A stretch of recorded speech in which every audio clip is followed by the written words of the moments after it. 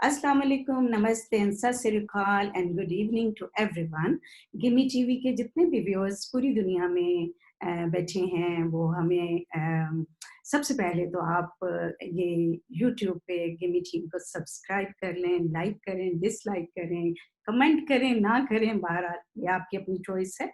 तो आज भी एज़ यूजुअल हम आपके लिए गिमी टीवी एक बहुत ही ज़बरदस्त गेस्ट लेके आए हैं और ये एक बिल्कुल डिफरेंट फ़ील्ड है और ये जो फ़ील्ड है इसमें आपका इसके बारे में अवेयरनेस बहुत ही ज़रूरी थी क्योंकि आज हमने ज़हमत दी डॉक्टर हुमैरा जमाल को जो कि बहुत ही बिज़ी हैं आजकल की करंट सिचुएशन की वजह से बिल्कुल उनको टाइम नहीं मिल रहा था।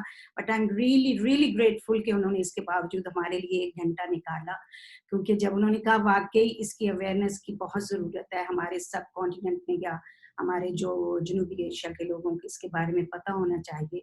She is doing wonderful job. She did her MBBS from Karachi and then she got scholarship and she came in UK and उन्होंने अपनी डॉक्टरेट जो है वो तो डायबिटीज़ में की और उसके अलावा एंडोक्रिनोलॉजी में की, लेकिन इसके साथ वो अपनी इसका सफ़र मेडिसिन का करते-करते कहाँ तक पहुँची बेसिकली ये हम उनसे पूछेंगे। बट मैं आपको ये बताती चलूँ कि वो कराची की एक ऐसी फैमिली से उनका ताल्लुक़ है जहाँ पे बेटियों को तालीम देने का बहुत ज़्यादा रुझान था, पेरेंट्स की बहुत सपोर्ट थी और उनकी बड़ी सिस्टर्स भी एक माइक्रोबायोलॉजी में प्रोफ़ेसर हैं, दूसरी भी प्रोफ़ेसर ऑफ सोशियोलॉजी हैं और इनके लिए चॉइस थी कि या वो टीचिंग करें या वो मेडिसिन करें, तो इन्होंने मेडिसिन को चूज़ किया और फिर इस तरह से स्कॉलरशिप इनको मिला और कैसे इधर तक आई।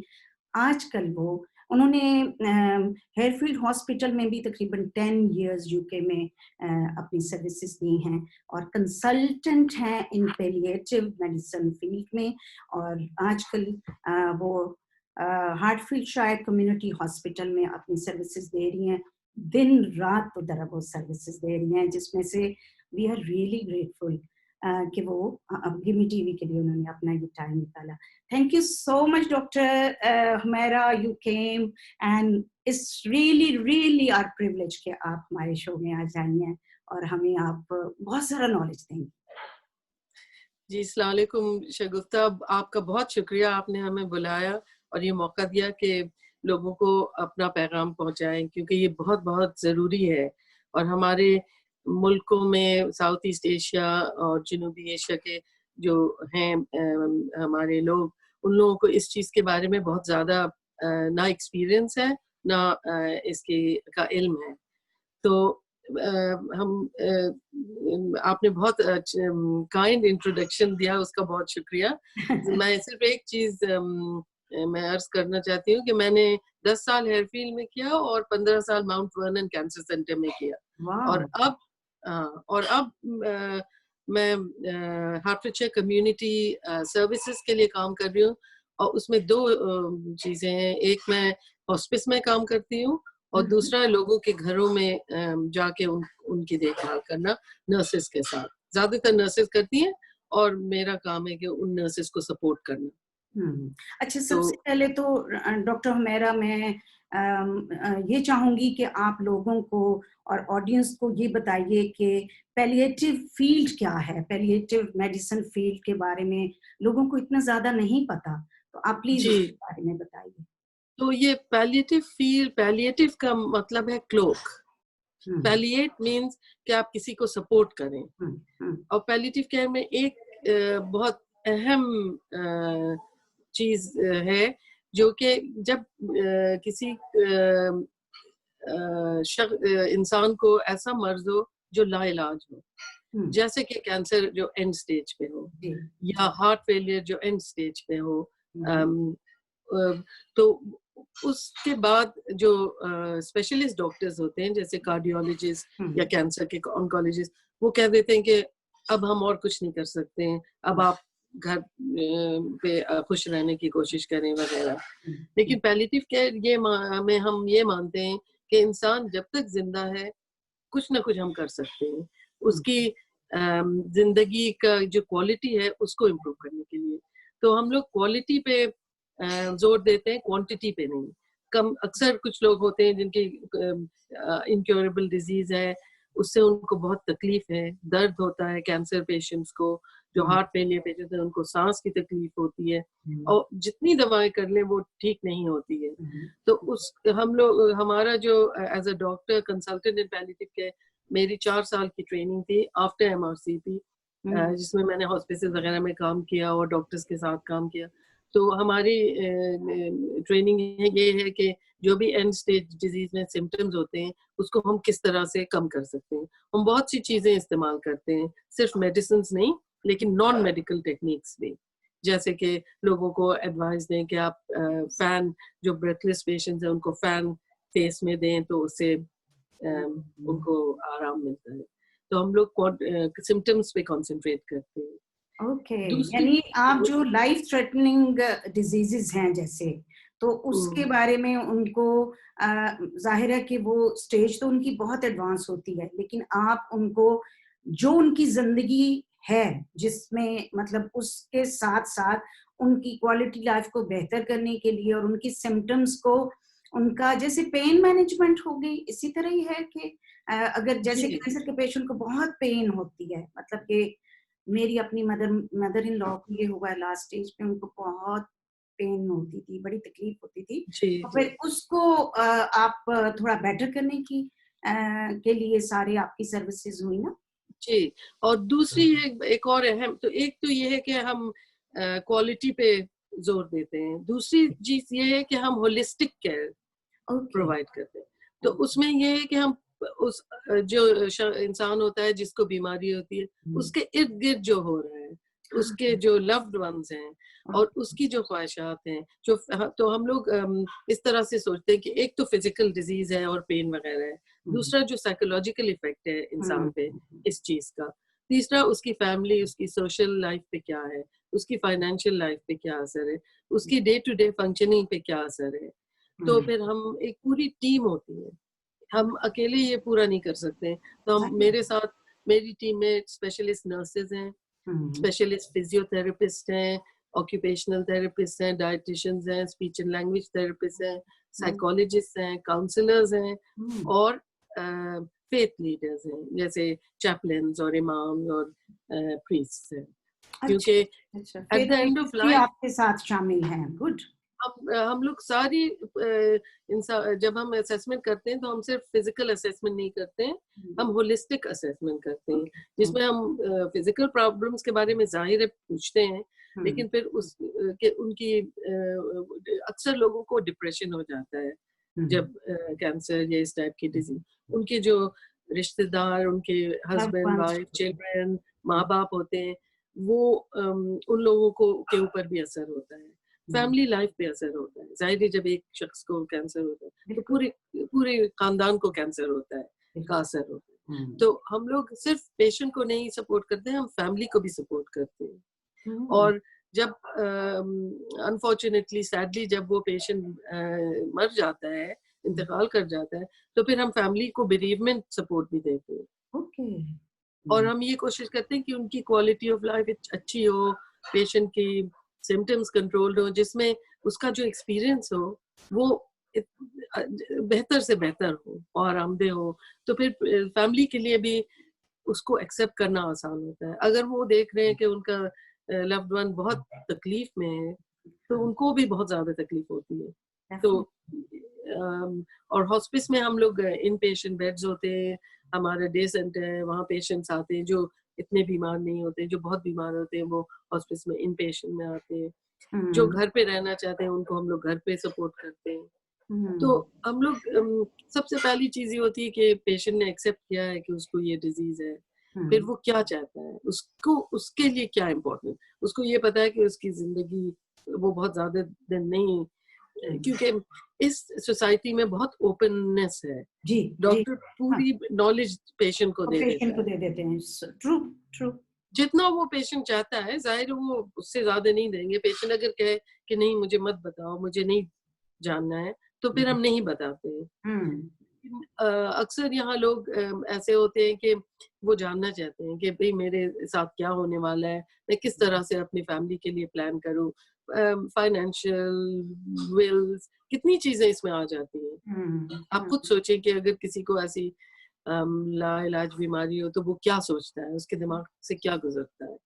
बहुत सी चैरिटीज हैं बड़ी-बड़ी यूके में, जैसे मैकमिलन, मैरी क्यूरी, वो लोग भी इसी टाइप की सपोर्ट करते हैं। हम अपने तरीके से एक छोटी सी एक हमारी कोशिश है लोगों अमेजिंग, अमेजिंग। अच्छा, डॉक्टर मेरा ये मुझे बताइए कि यहाँ पे तो हम जानते हैं कि ओपन सोसाइटी है, डॉक्टर्स बता देते हैं।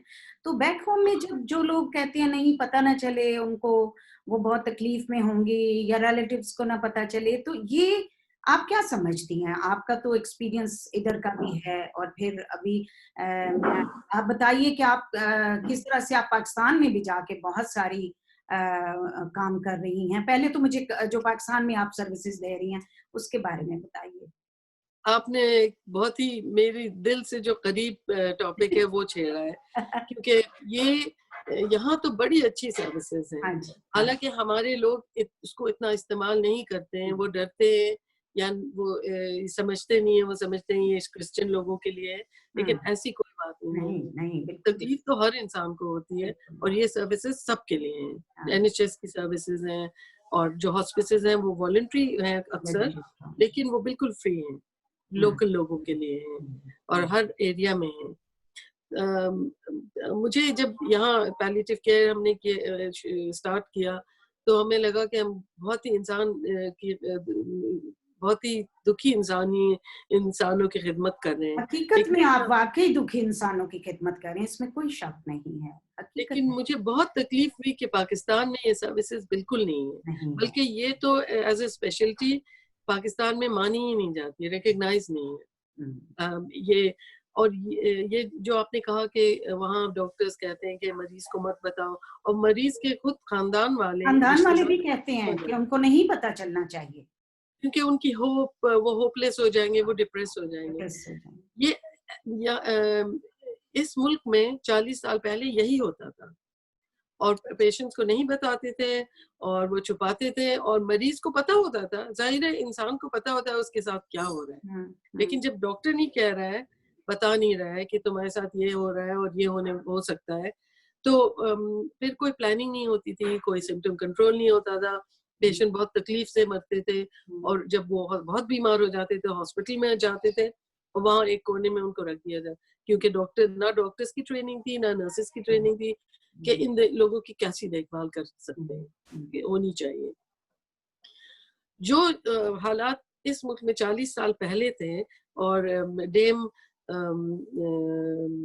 उनका क्या नाम था, सेसिली सॉन्डर्स, एक नर्स थी, वो 40 years ago Kings college hospital में काम करती थी और वो देखती थी जो पेशेंट्स टीएलसी के लिए होती हैं, जो बहुत ही बीमार होते हैं और मरने वाले होते हैं, उनसे वो डॉक्टर्स कहते थे कि इनको टीएलसी दो, total loving tender loving care. तो वो पर्दे उनके बेड के अराउंड खींच दिए जाते थे और वो पेशेंट मर जाता था।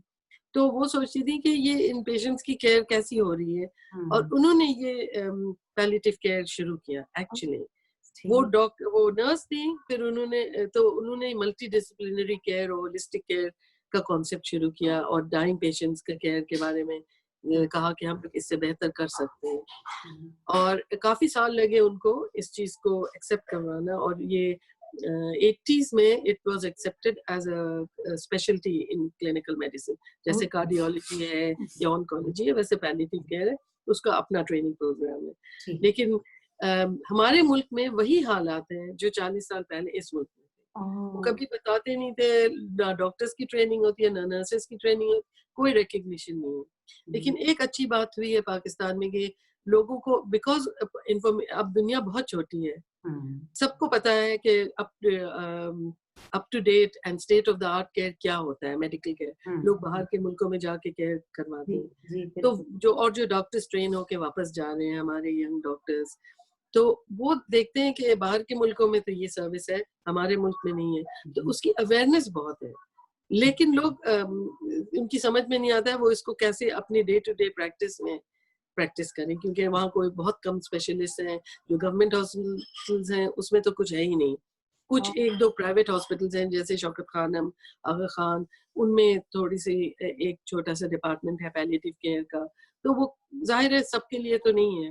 हम हम्म। आपने जो पूछा था कि हमने पाकिस्तान में जी, जाके क्या आप किया। आपसे पहले मुलाकात हुई थी तो तब आप पाकिस्तान विजिट करने गई हुई थी और फिर पता चला फ्रेंड से कि आप इसी तरह आप कुछ ना कुछ करती रहती हैं पाकिस्तान में जाके ट्रेनिंग लेने के तो लिए। मैं एक ग्रुप है डॉक्टर्स का, पाकिस्तानी ओरिजिन के डॉक्टर्स जो यहाँ यूके में बेस्ड हैं। एक हम्म, जीपी हैं और 2-3 और ऑन्कोलॉजिस्ट और पैलिएटिव केयर के एक दो और कंसल्टेंट्स हैं। तो हम लोगों ने मिलके एक चैरिटी बनाई है और हम लोगों को सबको ये बहुत जो मेन चीज़ है कि पाकिस्तान में किस तरह से पैलिएटिव केयर को हम डेवलप कर सकते हैं। हाँ, और हम लोग कुछ भी करने के लिए तैयार थे, हमारे पास कुछ पैसे नहीं थे। लेकिन हाँ, अल्लाह का फ़ज़ल है और लोगों ने बहुत अच्छी तरह से रिसीव किया। हमारी जो मेन कर्ता-धर्ता है जिन्होंने चैरिटी शुरू की, डॉक्टर हम्म, सदफ, आप कभी उनका भी इंटरव्यू लें। जरूर वो बहुत लूंगी। ही अमेज़िंग है, अच्छा। जीपी लंदन, ईस्ट लंदन में है। तो हाँ, उनकी वो खुद ही बताएँगी, लेकिन उन्होंने एक चैरिटी अपनी वालदा के लिए के नाम से शुरू की है और उसका सबसे मकसद यही है कि पैलिएटिव केयर पाकिस्तान में डेवलप हो। और हम लोगों ने ये सोचा कि सबसे बेहतरीन तरीका यही है कि हम जाके जो डॉक्टर्स और नर्सेस को ट्रेन करें। तो सबसे ज़्यादा बहुत अच्छा एम आपने किया, क्योंकि जाहिर है जब डॉक्टर्स और नर्सेस ट्रेंड होंगी तभी तो वो आगे सर्विसेज अपनी दे सकेंगी ना। और हमने गवर्नमेंट हॉस्पिटल्स पे कंसंट्रेट किया है। ओके। तो हम लोगों का इत्तेफाक से डॉक्टर सदफ के कोई कॉन्टैक्ट्स थे क्योंकि वो पेशावर की हैं, ठीक। खैबर मेडिकल कॉलेज में। ओके। तो खैबर मेडिकल कॉलेज वालों ने हमें बहुत एनकरेज किया। तो हम हाँ, लोगों ने first palliative care certificate course doctors, nurses और पैरामेडिक्स के लिए शुरू किया है। तो हम 1 हफ्ते के लिए गए थे और हम लोग वो 6 महीने का कोर्स है और फिर 1 हफ्ते के लिए फेस टू फेस एंड में था। वो हाँ, मार्च में लॉकडाउन की वजह से पोस्टपोन हो गया है। तो उसमें जो नर्सेज और डॉक्टर्स हमें मिले 25 से 30 थे। वो सारे गवर्नमेंट हॉस्पिटल्स में और काम करते थे नर्सेज और डॉक्टर्स, और सब यही बताते थे कि हमें पता है कि पैलिएटिव केयर है, लेकिन हमें कोई नॉलेज नहीं है कि नॉलेज किस उस तरह तरह से से है। करेंगे। हाँ। जो डाइंग पेशेंट्स होते हैं उनसे किस तरह से बात करें, उनकी हम्म, फैमिली को किस तरह से सपोर्ट करें, उनके सिम्पटम्स को किस तरह से हम मैनेज करें कि हम्म, उनके पेन को कंट्रोल करना। और हम्म, वो जो दवाएं हमें यहाँ मैसर है वहाँ नहीं है। तो हम्म, हमें फिर उसको अडेप्ट करना पड़ा। जो गाइडलाइंस थी, हमने कहा अच्छा आपके पास कौन सी दवाएं मौजूद हैं, हाँ, हाँ। उनको आप यूज करें। आप ये नहीं है हम पैलिएटिव केयर में ये कहते हैं there is always something you can do, yes. You हाँ, कैन बी देयर, होल्ड हाँ, दैट पर्सन हैंड। चलें आपके पास मॉर्फिन नहीं हाँ, है ना? हाँ, या वो अच्छी दवाएं नहीं है और हाँ, ये हाँ, इतने आला। कुछ तो है ना। हाँ, जो है तो पैलिएटिव तो केयर में वी अवेलेबल है। Never say there is nothing we can't, नहीं, जो नहीं, डॉक्टर्स कहते हैं there is nothing we can do anymore, हाँ, हम कहते हैं there is always something we can do. You या सी। सो या।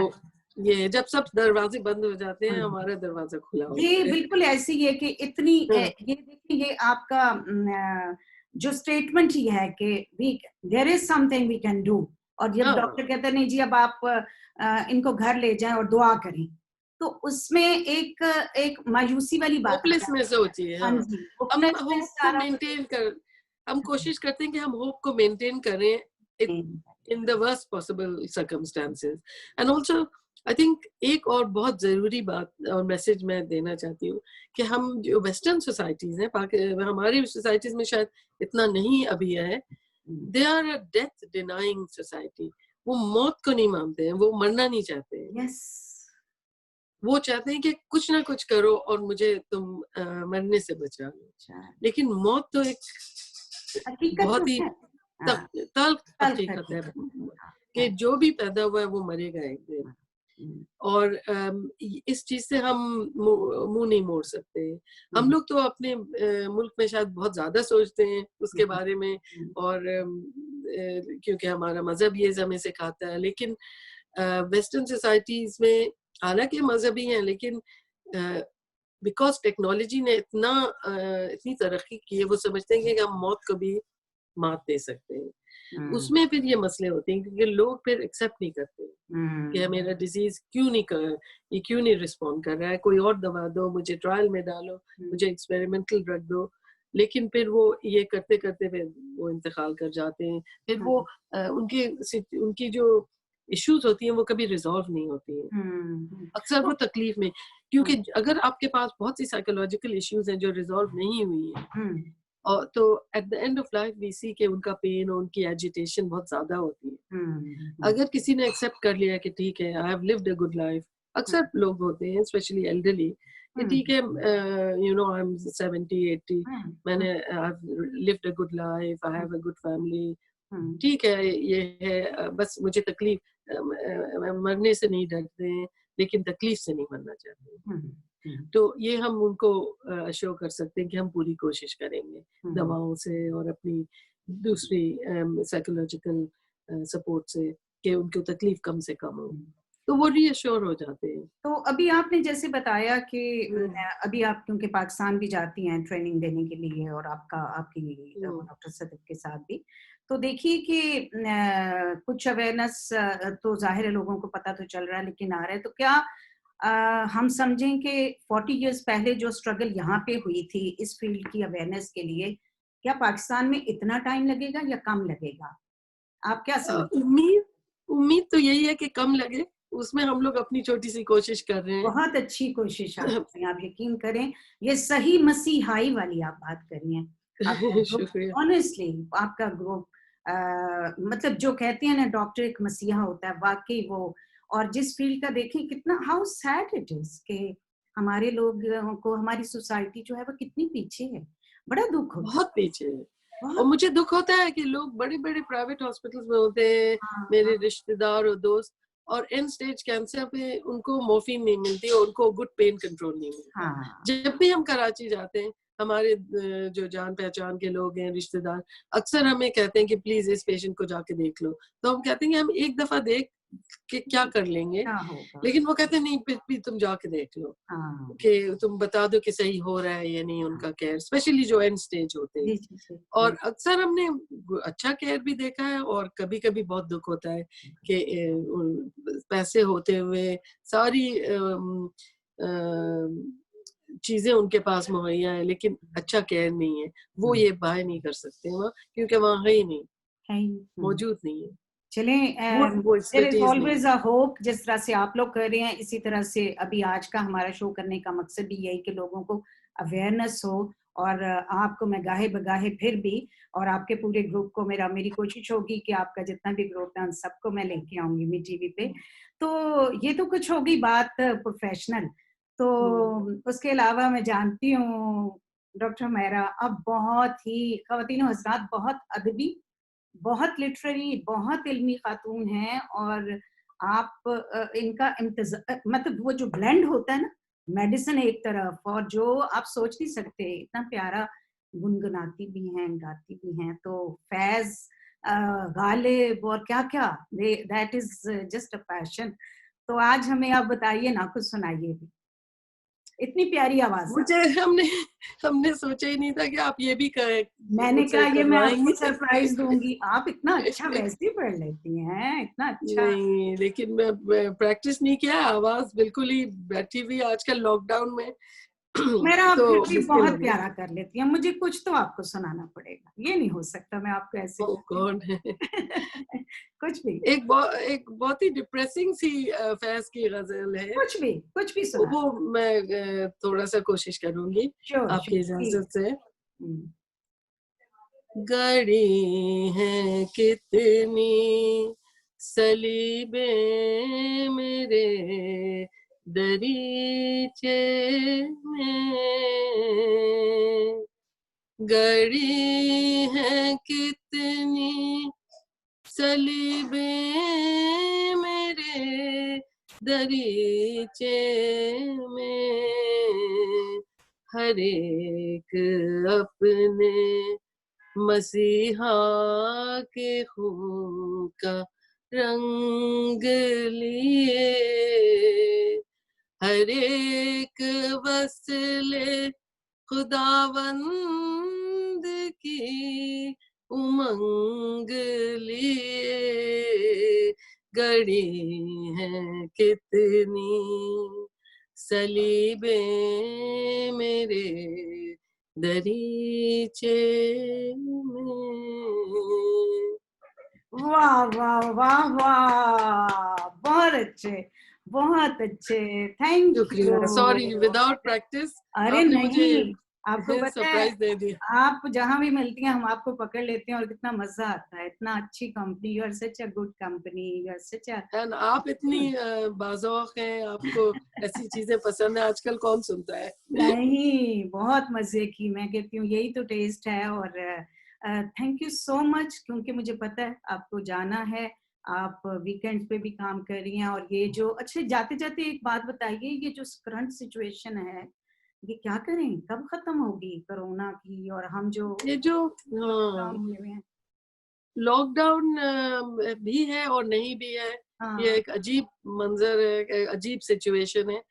देखिए, कोरोना अब कम हो रहा है आस्ते आस्ते, लेकिन है, रोज 2, 3, 4, 500 लोग मर रहे हैं, तो आप हम्म, खुद सोच सकती हैं। ये हम्म, पीक तो ओवर है, लेकिन इस तरह से उसके बारे में सोचना चाहिए कि टेल उसकी बहुत लॉन्ग होगी। हम्म, पीक एक होती है, फिर हम्म, टेल होती है, तेल तो ये होती है। टेल बहुत लॉन्ग होगी और आप लोगों को बहुत एहतियात करनी चाहिए और लॉकडाउन ही में रहें और सिर्फ बाहर उस वक्त जाएं कि जब बहुत जरूरी हो, और हम्म, जब आप जाएं तो प्लीज या तो मास्क, आई नो गवर्नमेंट ने इसको मैंडेटरी नहीं किया है, हम्म, लेकिन हम तो खुद डॉक्टर होते हुए मास्क पहनते हैं जब बाहर जाते हैं। हम्म, या तो आप अपना माउथ कवर कर लें, माउथ और नोज दोनों, हम्म, और हैंड वॉशिंग बहुत जरूरी है। आप हर वक्त सैनिटाइजर। बाहर जाएं और वापस आए घर तो ग्लव्स भी पहने, फिर भी आप सोप और वाटर से, गर्म पानी से 20 सेकंड के लिए हाथ जरूर धोएं, दिन में वक्तन फवक्तन धोती रहें। और बस दुआ करें कि ये मर्ज आपको या आपके किसी रिश्तेदार को ना हो, क्योंकि दूसरी ये बात है कि हमारे ब्लैक और एथनिक माइनॉरिटीज के लोग हैं जो हैं, वो ज्यादा इससे अफेक्टेड होते हैं। अगर उनको, कुछ लोगों को हो जाता है, उनको बहुत माइल्ड इलनेस होती है। हमारे लोगों में अक्सर देखा गया, स्पेशली डॉक्टर्स और नर्सेज में, कि उनको बहुत सख्त मर्ज हुआ है और उनको आईटीयू भी जाना पड़ा, और बहुत से लोगों ने तो अपनी जान भी गंवा दी है। तो आप लोग प्लीज प्लीज, हमारे सारे साउथ ईस्ट एशियन से मेरी ये इल्तिजा है कि आप लोग बिल्कुल लॉकडाउन में रहें, जहाँ जिस हद तक कर सकते हैं, जो आपके लिए प्रैक्टिकल है। जाहिर है लोगों को काम के लिए, रोजी के लिए बाहर जाना पड़ता है, लेकिन आप पूरी एहतियात करें, मास्क पहने, ग्लव्स पहने, और जब जहाँ काम पे जाएं तो 2 मीटर का डिस्टेंस रखें, फ्रीक्वेंटली हाथ धोएं, और जो एम्प्लॉयर्स हैं उनको सब प्रोवाइड करना चाहिए, और ना करें तो आप ना जाएं, सही। क्योंकि जान है तो जहान है। बिल्कुल, बिल्कुल। Thank you so much doctor Humaira. It is really really pleasure to talk to you. और इस बहाने से हमारी मुलाकात भी होगी। आई एम जी मिसिंग फ्रेंड्स अ लॉट। और आपका ख़ास तौर पे कि जो आपने इन्फॉर्मेशन दी, और जो आपने ख़ास तौर पे ये जो आप लोगों का फ़ील्ड है, आप अपना भी और अपने साथियों का भी बहुत ख़्याल रखें। यू आर ट्रू मसीहा। और मैं तो डॉक्टर्स को और एनएचएस के जितने भी लोग हैं, जहाँ-जहाँ दुनिया में वो काम कर रहे हैं, और आजकल की सिचुएशन में, मैं तो उनको जी सैल्यूट करती हूँ ऑनेस्टली, कि बहुत बड़ी सर्विसेज आप दे रहे हैं। और इसी तरह काम करते रहो, और इसी तरह मिलजुल के हम पाकिस्तान में अवेयरनेस इंशाल्लाह, कहते हैं। इंशाल्लाह। Thank you so much, thank you. Thank you for calling me. खुदा हाफिज। खुदा हाफिज।